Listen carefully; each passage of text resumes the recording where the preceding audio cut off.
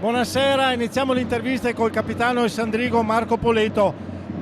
Allora, un primo tempo impressionante, una pressione da parte del Trissino pazzesca e avete comunque resistito. Poi nel secondo tempo, quando loro sono un po' calati, il Trissino è emerso, è mancato pochissimo, un po' di sfortuna, e però una sconfitta che forse brucia un pochino.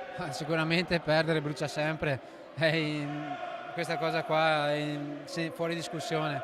D'altra parte sapevamo che loro mettevano una pressione importante e noi abbiamo sbagliato tante occasioni che comunque loro ci hanno concesso.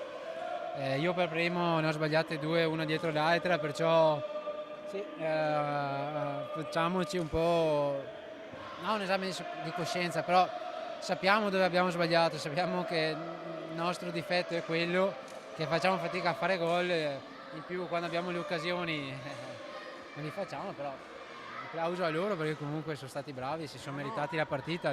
Indubbiamente, questo niente da dire. Pensavo che nel secondo tempo continuassero con il ritmo che avevano, invece sono calati anche loro, vuol dire che come tenuta ci siete, e come il gioco rallenta un attimo, forse siete emersi più voi che non il Trissino. Sì, forse noi abbiamo usato un po' più l'esperienza, però